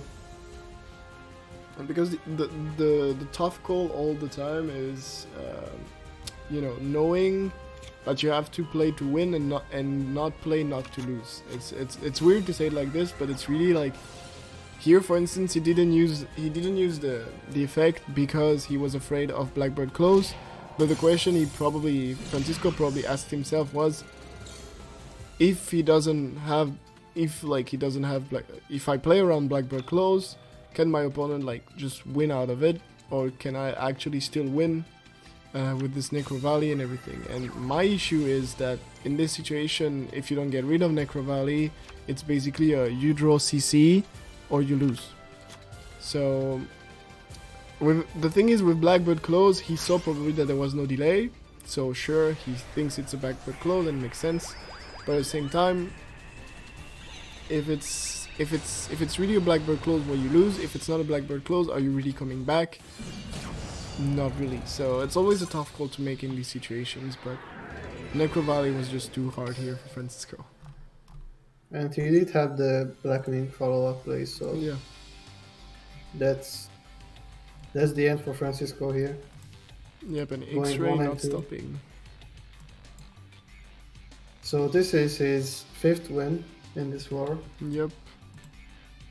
Going now 3-8. 3-8 in favor of the Unforgiven. Remember that they went 0-3 in the first 3 weeks, but well, that's definitely not a bad show that they're putting here. They're doing a really, really good job. They clearly did not give up after 3 defeats, and they should not have, definitely. So really, really cool to see them do such a great job so far. As always, Team Wars, it's not over. We all know it can come back, even if it's hard, of course, for one player to go like on a 7-0, 7-1 streak, but we have seen that before. So we'll see, but still, Unforgiven in a really good spot so far. Yeah, you can't really feel bad seeing them win, but you can feel bad about those bricks. Yeah, no, definitely. Those were horrible. The bricks with the Black Wings decks really hurt, of course, SEM, which was not that far. Like, it was like 3-5, 3-6, so they were pretty close, and still, they could still come back. But on the other side, Unforgiven having a really nice lineup of decks, at least as so far, and we literally saw 3, but 4 now, but still pretty good lineup. Pretty nice call at the beginning with the hero that put them in a really good spot from the start, thanks to the streak, like the 3-0 streak, I think, of Sugar. And yeah, they're playing well, and they're not breaking too much. Well, except the last one from X-Ray, I guess. We'll see. Now anyway, we know who's coming on the field. It's Tetsun, his 2 last decks. Let's see if he can make a comeback for his team. Yeah, Tetsun was one of the more impactful players from SEM last season and in season 5 as well. Yeah. So if there's someone who can do it on SEM, then he's the one. Yeah, for sure. They've been there for at least 2 seasons. Indeed, last season they made top 8, so definitely good showing. While UNF, they were like I said before, on some sort of break, basically in season 6, but came back with, well, definitely motivation, and as we're seeing, pretty good deck lineups, plays, and everything. So definitely nice to have them back. So now the question is, I guess they still have 1 repeat, right? So now they must choose which deck is better versus, of course, this specific deck here versus Blackwing. But on top of that, what deck out of the 2 is going to be able to streak? Because let's say you have a really good counter to Blackwing, let's say Element Sabers, is it also a good deck to go on a win streak and come and bring it back home? Yes. Because let's say the first deck you send loses, then you potentially have to do repeat, then you're stuck on it. So this is why it was taking some time, I guess, to pick which deck to go for. I'm a bit afraid that none of them is really a good thing. Oh, well, never mind. I was gonna say maybe none of the decks are good, and we're seeing a Sabers. Yeah, but the Yugi, yeah. Yeah. But that's the interesting part, that they took their time, so maybe we were expecting that maybe they don't have a Diamond Saber deck, but I guess we are wrong. Yeah. No, we have been really good so far with the meta calls. Nope. We did decent. We have good calls. We were just bad on the repeats. Like, that's... So... Well... Okay, so finally an Element Saber on the field. This is the first time we see one. Yeah. Of the whole... Oh god, okay. Cosmic Cyclone. Oh! Oh my god. Another horrible hand. Well, I was gonna say if no Simoon, but yeah. Oh god, and he's even ditching a Chris. This is the definition of, I have a second one in hand, just flip this one. Imagine if he doesn't have another Element Saber in hand. He has to flip this. He has to, 2000%. He must have a monster, otherwise those cards will be set on field. Two Invocation, 1 Alistair. I don't know. This is tough. He must have like Lapulia and Malu or something like that, or another Molehu. He has to flip this. There is no questioning it. He has to flip this, otherwise he's dead. So, because the thing is, okay, oh god, Ray sent a Chris. Ray sent a Chris, but it could mean he still has another one in hand, right? It's still a level 4 something. The thing is, if he doesn't flip the Simoon, there is still normal summon potentially behind, or there is none, and that's basically end of turn. If he doesn't flip Simoon here, what he can do as well, as of course Tetsun, he can just wait for like the first tuner to be summoned and flip that. And then he survives, because there will probably be no synchro that turn, and he will be able to basically chill and should not get a TK without synchros on the field. Yeah, I'm 100% sure that he's just waiting for the tuner. Yeah. He's gonna wait for the potential level 4 normal summon. Oh, he's going for the Gale. Yes, so do not flip this. Yes. Yep. I guess you wait Yeah. for either the level 4 or Orochi.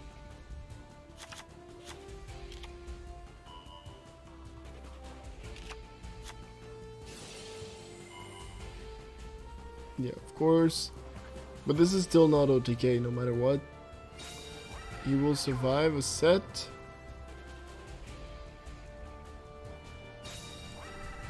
Okay, okay. Yeah, he plays around the Molly effect here.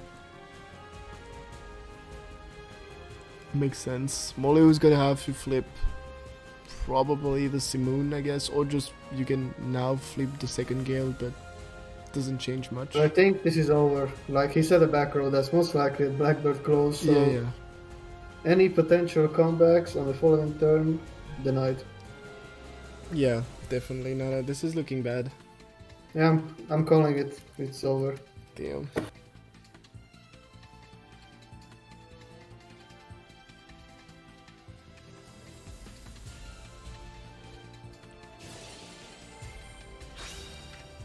Yeah, of course, Lapola. This is where it's a tough call again, because he But to decided. be fair, if he says the Alistair, he can get over it. Yeah. Yeah. Well, there's that. Yeah, he can set the Alistair, yeah.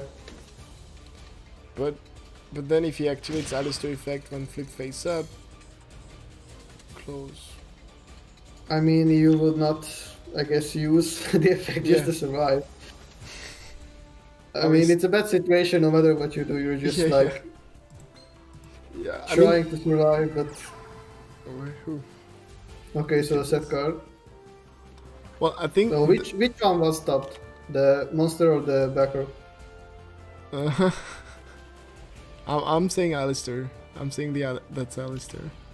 Well, okay, whatever. I told you we are amazing with cold. That's not OTK though.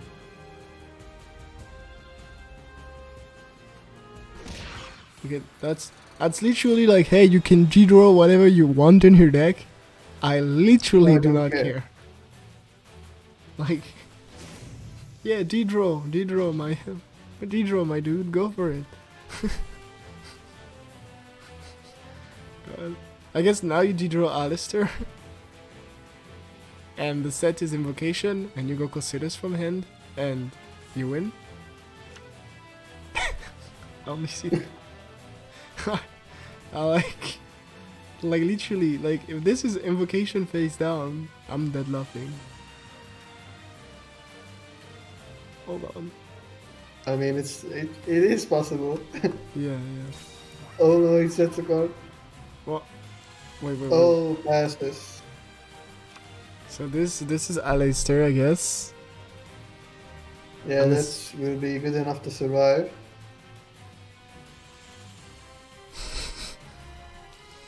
Draws into second In- Invocation one time. In before tribute summons that level 5 Blackwing. Oh, not even attacking. Oh. He wants him to flip it and use the effect. Yeah. Just flip it, my boy. I don't have Blackbird Crows. I'm just bluffing. Well, but why not attack though? Because at least you put it in attack. You put it in face up, and next turn you can like gale it. Yeah, that's right. Just attack, put him face up, and God He damn. uses Yeah. the effect you win, not you're winning next turn. Yeah. No, just flip it face up. Okay, so it's winning it. Okay. It's not in the swing. Kappa. Like I swear, I was like, I swear to God, if I see the activation effect, I'm leaving.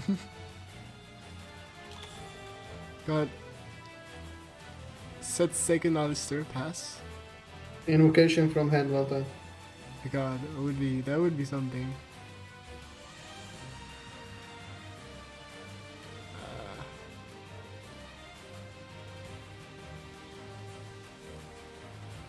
It's the reason I'm thinking. I mean, we don't know the cards, of course, of Tetsun here, but we know he knows what he's doing. So BCK Knight is saying that's not a BBC. Would you bet on that? That's 1000% a BBC. Like, no. Hell no. Is he just like memeing with the fire thing, or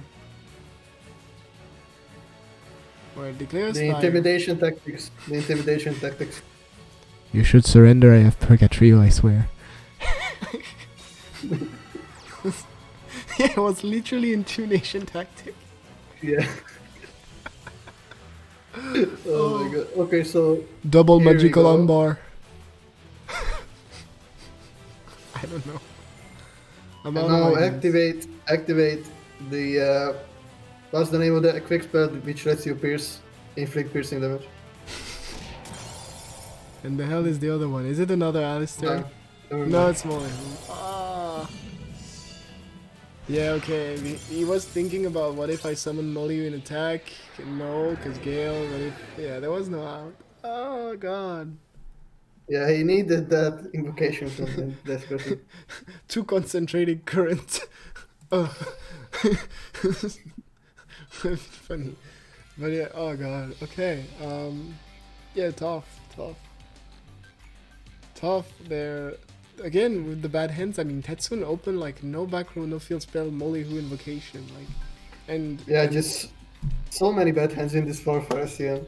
yeah, no, it's they're getting unlucky. I mean, not taking anything away, of course, from Unforgiven against really good lineup and everything, but I mean, it is a definite Yeah. fact. Like, Yeah, but we can't say they got outplayed here. They Yeah. did not get outplayed. Outplayed. yeah, no, I mean, I think we both and the 115 people watching can agree on the fact that was tough hands. Question now is, there is one repeat left, right? So, one repeat, you use it? I guess yes. I mean, you have to. Like, yeah, I mean, I guess the second deck is not as good, right? Yeah, okay, so they're repeating indeed, second repeat being used. And before they would just be like, okay, so the repeat tactics does not work, so we're just gonna play something that gets hard countered by Black Wings. Yeah. Just every time we didn't repeat, we won. Let's go.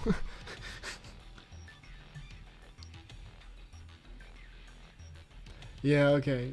X-Ray's kind of saying the truth in the chat. Like, we deserve the backseat after these 3 losses. Yeah. Okay. You make a point. X-Ray, and you're going 6-1, so I will agree with you on this one. God damn it. I mean, last week I casted for like 3 hours, and I was saying like more than 3 hours. I was like, it's long, so I guess both teams heard me, and yeah, not going as long. I'm also getting the short games lately with the match reports and testing.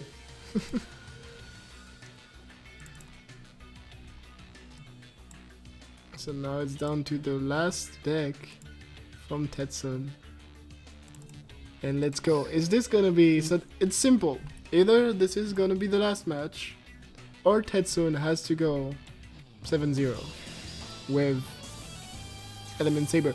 Element Saber, to be fair, Which is a is deck doable. that can... Yeah. It can go 7-0. I mean, chilling with Chila last week, I can tell you that Element Saber is a deck that can streak. We experienced it. It's not the finish stealing, but it can win I streak. can tell. Yeah. It's a definitive fact. It does win streak. So, we'll see. Okay, so triple set, back row and master. Definitely better than the last one, but still no element saber plays. Cosmic Cyclone on the... Oof, okay, finish chain. Okay, that's not that amazing against Blackwing, to be honest. You can stop Raikiri with it. That's about it. But then on the other side you have like Floodgates are great, Canada are great. So a lot of cool stuff here to stop the plays. So this is I would say a pretty good hand from Tetsun. I mean, well, yeah. It all depends on the back row. What if he has like double invocations? Well, at least one is not that, for sure. Yeah, at least one. Hello, an ending. This is the, well, I was gonna say like Floodgate's cool, Canada is cool, and ending is pretty. Oh yeah. So an ending is nice. Current and double invocation. Okay, so he's floodgating a monster. That says something on, I guess, yeah, he doesn't want to get OTK for obvious reasons. Oh god, it's an Oh wait, my game froze. Oh, come back. I'm still just at 3 back row and set monster. Yeah, well, it's not like this okay, anymore. Never mind. Okay, I was like, why are they not playing? Okay, never mind. I open the stream and I see that there are plays already. Yeah, but this is, we thought it was a good hand, but the Nalu, no, definitely not. Here, hesitating on attacking. Yo, what? Okay, I'm still catching up. Yeah. So okay, so he can just an ending for Didro. So oh, and Hazy is saying it in the chat. So yeah, makes, well, wait, how much? Well, he was at 3,000, right? So 3,000 he could an ending on the field spell. Yeah, he could an ending on the field spell. So here actually he's just winning. Alistair, Purgatrio, and just thank you, bye. Yeah. Okay, that's a usual turn here, what we're seeing. That's Element Sabers for you guys. Yeah, it wasn't changing anything because he could just an ending on the field spell to get to 2000 and have the draw, so wasn't changing anything. And Tetsun taking the game, and is this gonna be the start of the comeback? We'll Yeah, see. he can unending the fields, but then unending itself, so that's okay.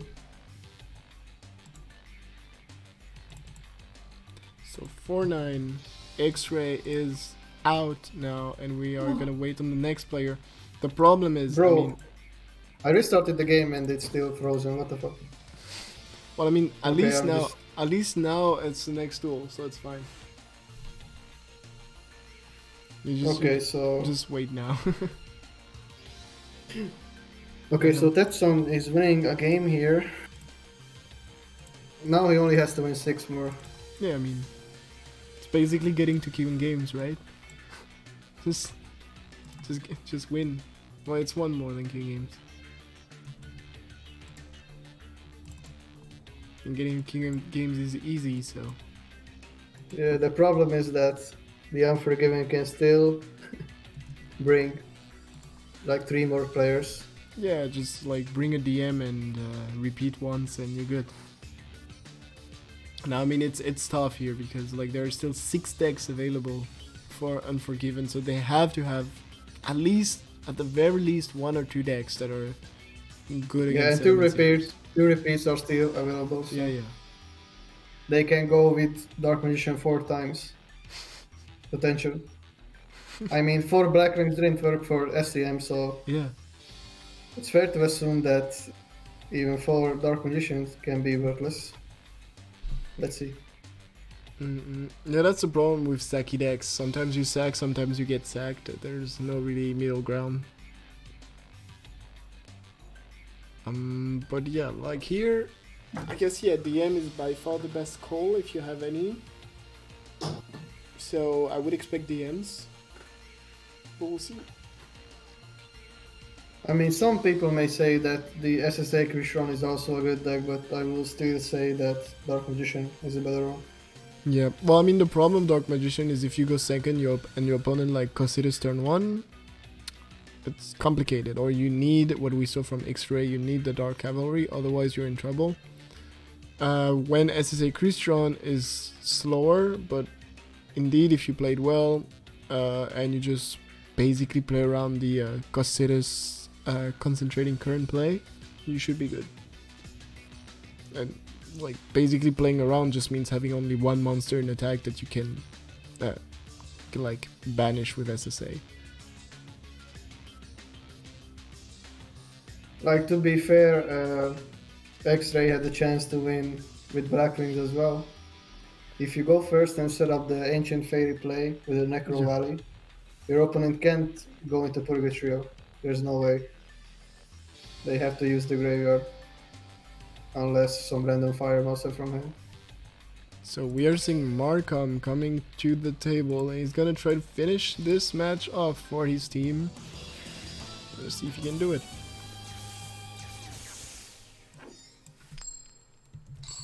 Markham X.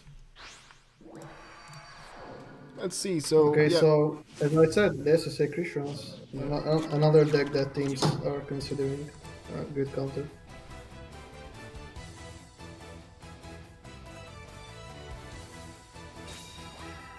I mean, they already use like double DM, right? So maybe they don't have a third one. Yeah, that makes sense. And oh, we are seeing a good start here. Especially, of course, if there is a whale in hand, because this could be a full field with like SSA whale and a tuner for synchro from grave. Depends, Oh, and of course. Charismatic Soul Fafnir. I appreciate that. Yep. Oh yeah, definitely.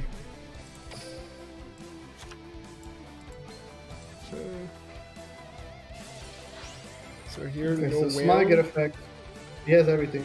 He has good setup. He's only missing Whale now. Aankara, when will you be back in the Netherlands again? When I can leave Germany? Not the case. Stuck? No. Not anytime soon, but maybe one day. Who knows? Well, definitely one day. I'm not that far. Oh, and CC on the... God damn it. CC And yet on again, the pass. no Element Saber plays. Yeah, we don't... We have... I think we've seen like 2 Element Sabers and that's it. Oh god. To be fair, I'm not missing molecule flipping monsters every turn. Yeah, me neither. I mean, I hate the deck, but gotta feel bad for SEM a bit. Yeah, this was the second time the Palace got CC'd. Yep. Okay, so going for Demetrix. He has the impact, which is gonna be used here.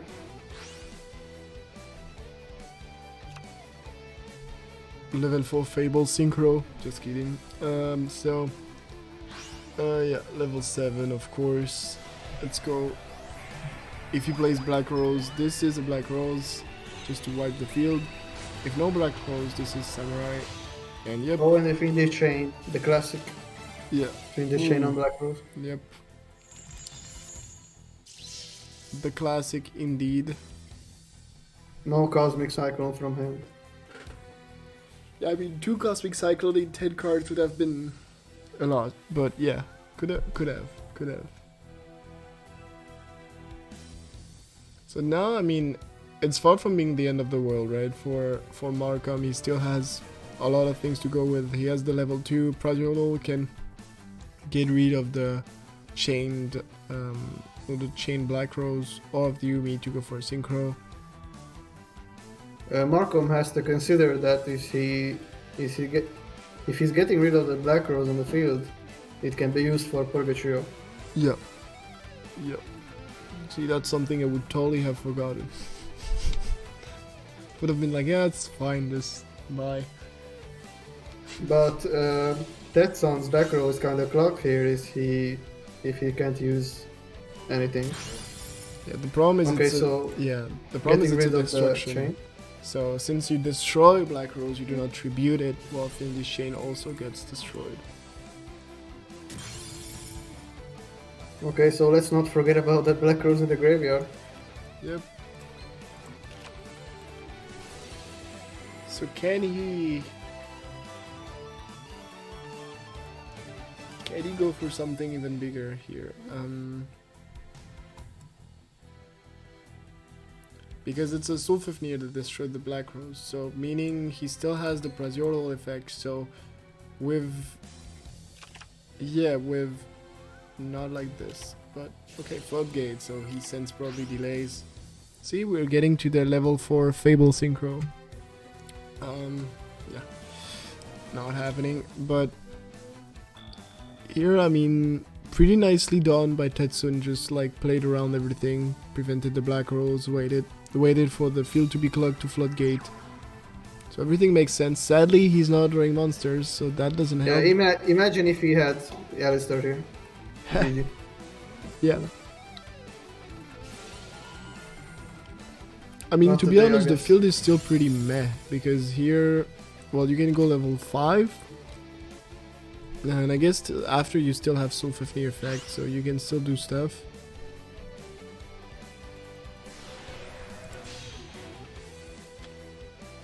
Floodgate. Alright, so that's the second Amatrix. Yep.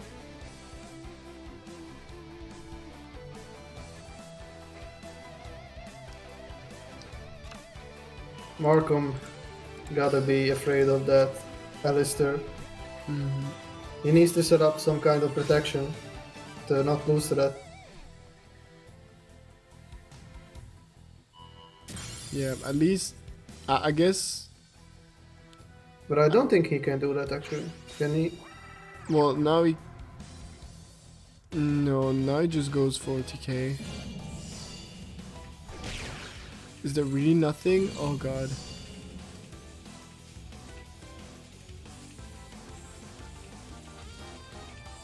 Unending Nightmare 2 in the set. Oh god, yeah. Nothing. There was nothing. Oh yeah, nothing. Nothing. Well, Maybe they were running nightmares. yeah. The only thing I see. But well, He only needed to stop one attack. For example, maybe a Canadia and then Unending Nightmare the Umi and search for Alistair and game him. yeah. No, definitely not good hands from Tetsun again. I mean, we can safely say that SEM didn't have good hands at all this match, right? Like, really tough all the way, but doesn't take away the fact that it was really well played from Unforgiven, and they totally deserve this 10-4 win with this last victory from Arkham X. So congrats, of course, to the Unforgiven for their first win in Season 7. And against SDM, Yep. team that was 3-0. yeah, no, it's definitely So, a huge win. really good show. Definitely really good job. Should we ask for interviews? I guess, yeah, if anyone wants to, Let's ask X-Ray. Maybe he wants an interview. let's see. X-Ray or maybe Sugar as well.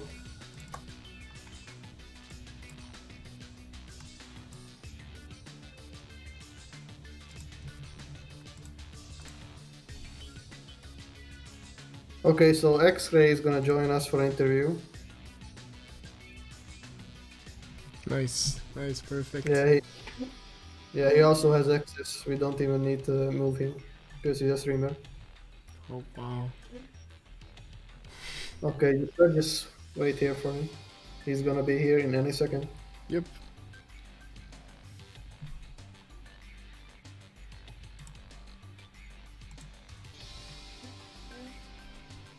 Damn, what a match. I mean, it was close up until a certain moment, but then the Blackwing bat streak appeared.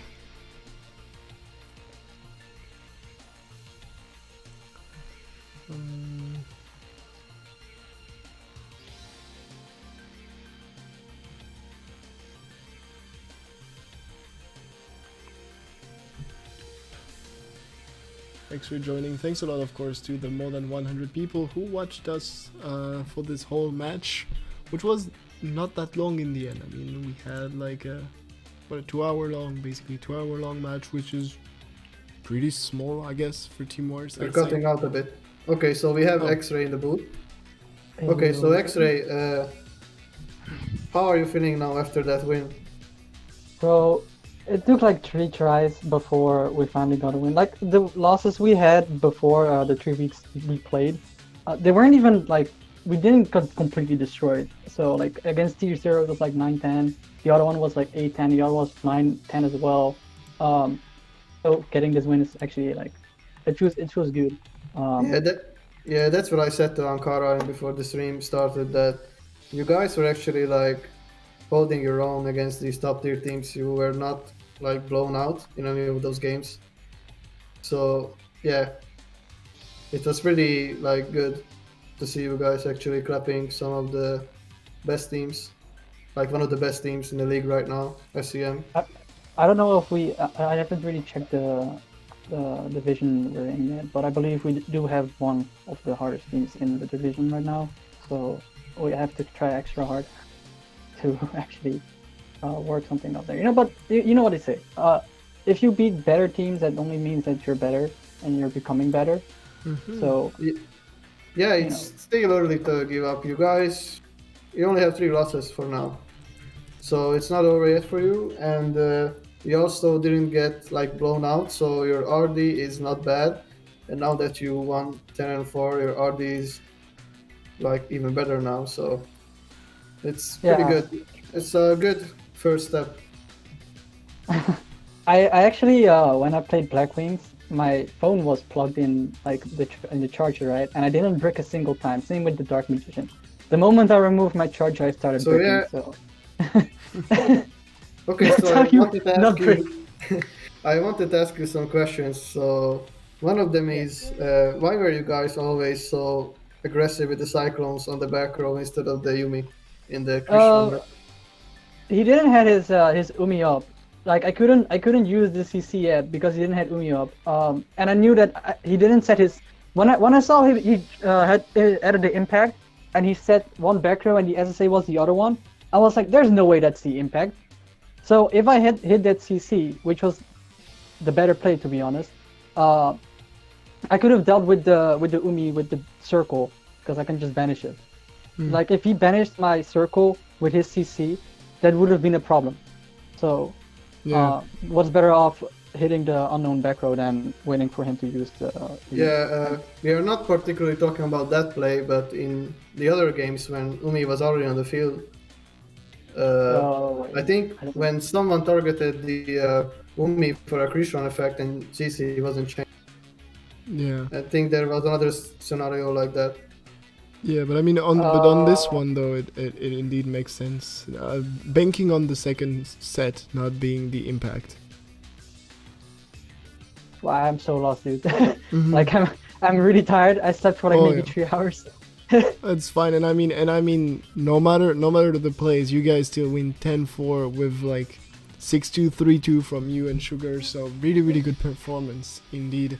And no, yeah, I mean, my only thing, like, again, congratulations. I like the fact that you brought the heroes first as first deck. So you were, I guess, assuming, of course, the Dark Magician first deck. And yeah, no, I mean, really great show from you guys. I don't know if you, Zarex, have any other questions. Actually, that's it. I don't have any more questions. What about you, Aankara?